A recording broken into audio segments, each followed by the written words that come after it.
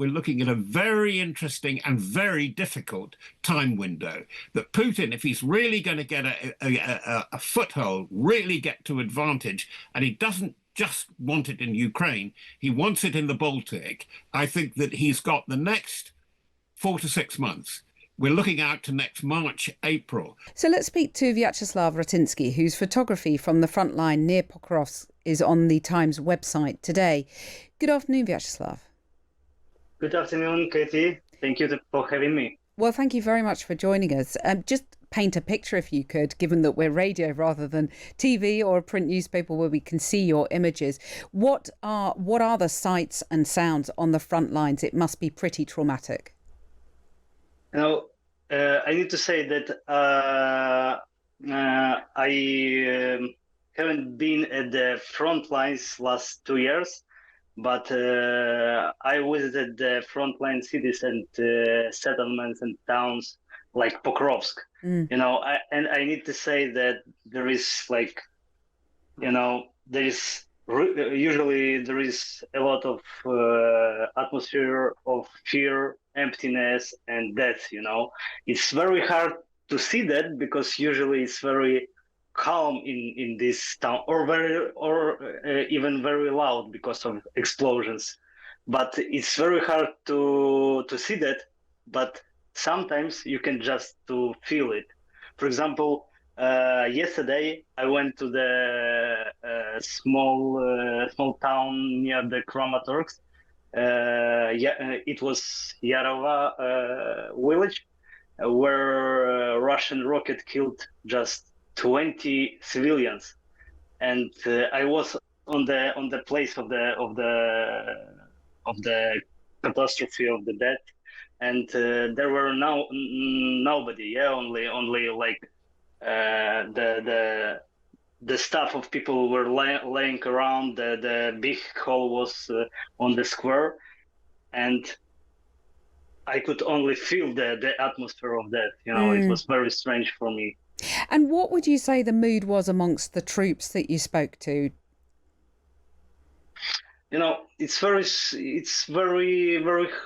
hard to say how what they are feeling, because usually troops not talking a lot because they are really tired, and they are concentrated on their work. You know, they are overshifting. They have so many jobs to work because it's not enough troops in Ukrainian army. It's a fact. You know, that's why Russia is able to push back the Ukrainian troops. Vyacheslav Ratinsky, thank you so much for joining us. And you can see Vyacheslav's photography from the front line near Pokrovsk on the Times website today. What is really clear and has become even clearer this week is that the nature of war is changing. And we learnt, obviously, this week that Russian drones entered NATO airspace this week. They were made from wood and foam, but they required technology worth hundreds of thousands of pounds to bring them down. Let's speak now to one of those at the vanguard of this change in the way that war is being waged, and that is Laurinas Zhilinskas, who's the Chief Financial Officer at Baltic Viper, which makes drones headed for the battlefield in Ukraine. And he's been at London's Defence Tech Conference this week. Good afternoon to you, Laurinas. Hello, thank you for inviting me. Thank you very much for coming on the programme. Just wondered first if we could just get a reaction to you from this breaking news from NATO. We heard a clip from Mark Rutte just a minute ago talking about bolstering the eastern flank with assets from Denmark, France and UK, amongst other countries. As a Lithuanian yourself, how do you feel about this announcement? That's actually great news because, since I'm a Lithuanian, we have border with Russia, even though it's Kaliningrad and Belarus, but we really know that it's just one country.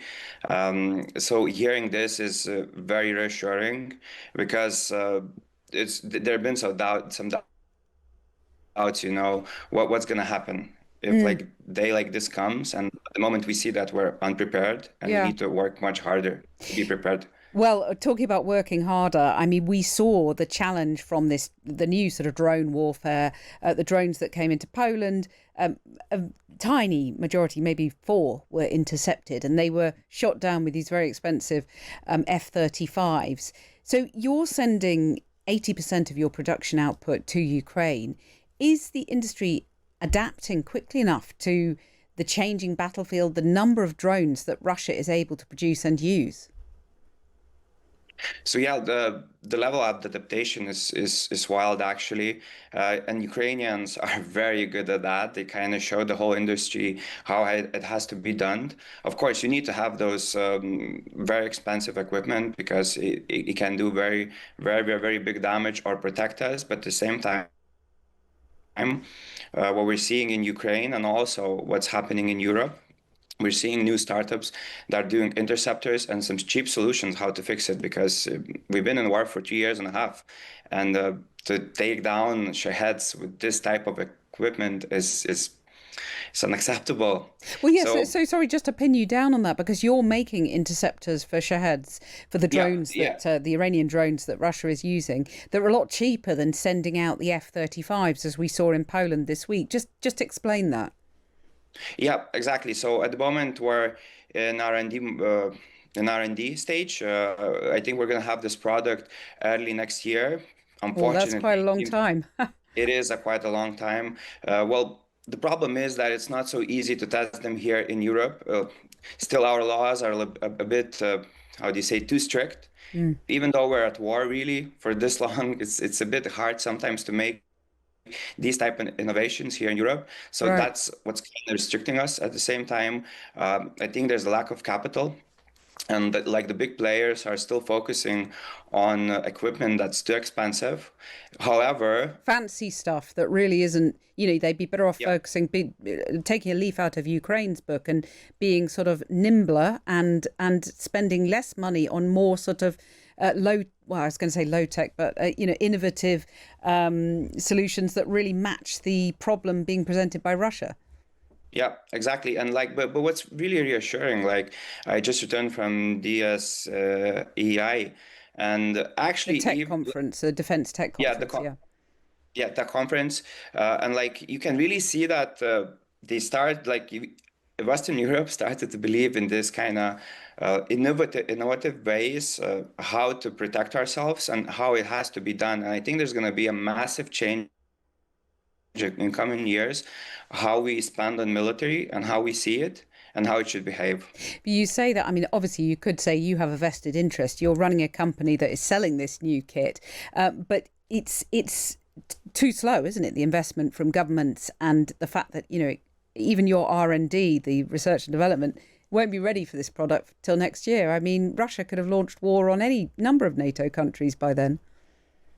Exactly, exactly. And the thing is, even though like I have like a vested interest in this to kind of, to have this product ready, but at the same time, I'm very happy when I see some, I don't know, like big companies coming and saying that they're doing some innovative countermeasures that's very expensive, like lasers and something. I'm just saying, take our drones, just test on them, because I would be very happy if someone just found an idea quicker than we do or any other company, because our main goal is to just protect ourselves, NATO Well, countries, and our partners. I mean, compared to the old kit that we're used to seeing on battlefields and the big expensive jets and all that kind of stuff, how pricey is both drone technology and the technology to bring drones down? So it really depends what you're using. So like the interceptors are fairly cheap, but it's the thing is, like, even though it's cheap, it's not easy to get it right. You still need to Mm. invest in it to get it right, and it takes time. So it's like just kind of shifting the whole mindset and really rethinking how we done it, because for years we were just taking way too long to develop something. For instance, we started our company 2 years ago, and first we were developing one drones. We're developing now completely different drones because like it's changing so rapidly, and you cannot sleep. You need to think all the time, innovate and apply. And when you need to keep the costs super low and also provide what the frontline needs. need to juggle a lot of tasks. Right. Fascinating to hear about your innovation. Thank you very much for joining us, Laurynas Žilinskas, who's CFO at Baltic Viper, making these drones, but also the technology that can bring down these drones. So clearly the sort of warfare of the future, a sort of grim thought, but it seems to be the world that we're living in. Prince Harry, I think it's very interesting. It's a follow-up on a contact made by a group looking after veterans and injured Ukrainians, in which personally he takes a great deal of interest. He was very interested at the last Invictus Games, and it's getting these veterans groups. He's inviting them into the movement to meeting next time. And of course, he is giving quite a bit of personal donation to this.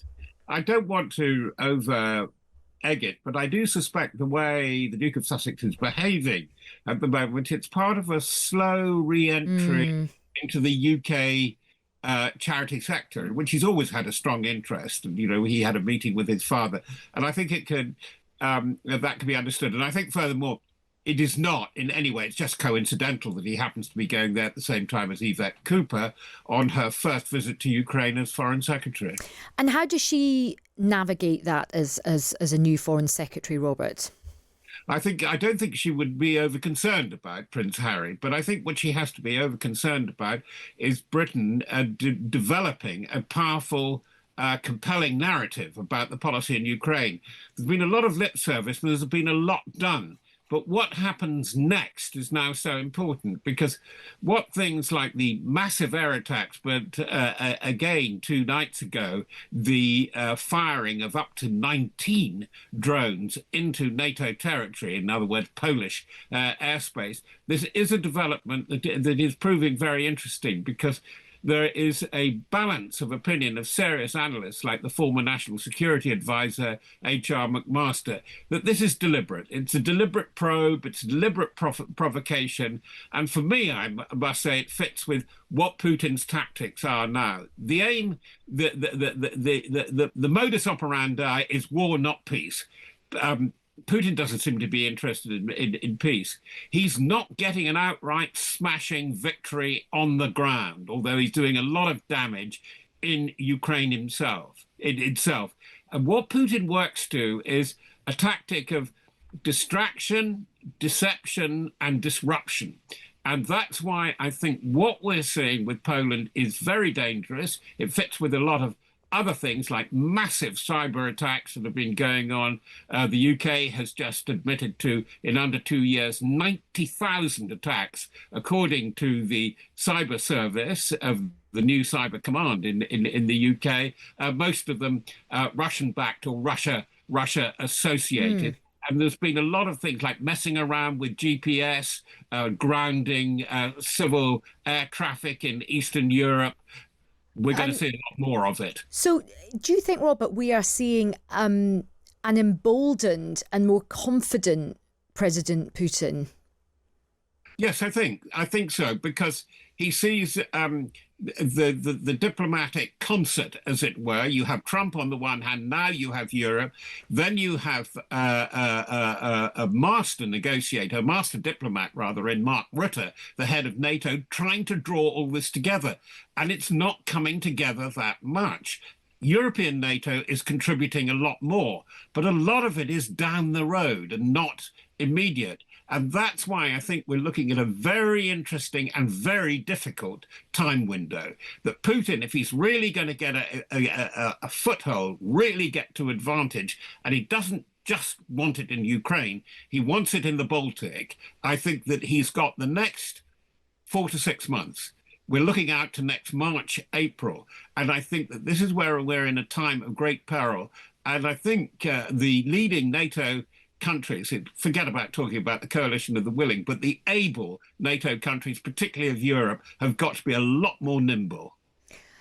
And what can they do? Because I think there's a growing feeling, certainly amongst the public, that this war is now creeping into kind of forever war territory. And there is a danger, as you know, people are very affectionate about the Ukrainian people and very sort of, you know, instinctively supportive. but there is a bit of fatigue, stroke ennui kind of creeping in on this. What is the kind of danger of this becoming a forever war? Well, it's that kind of attitude, and I'm not criticizing you. You reflect it very well, if I may say so. But the thing is, there are very different publics. And as the public opinion goes further east in Europe, it is much more alarmed and much more aware of having to do something. The Channel is subject to fogs, and including brain fog. And I think that's what's happening to British public opinion. The editorial opinion, I agree with you. It's absolutely all over the place. There's a lead article by Sir Simon Jenkins, Knight of the Realm, former editor of The Times in The Guardian, more or less saying, let's reach out and make peace with Russia. It's actually old-fashioned appeasement in drag for modern times.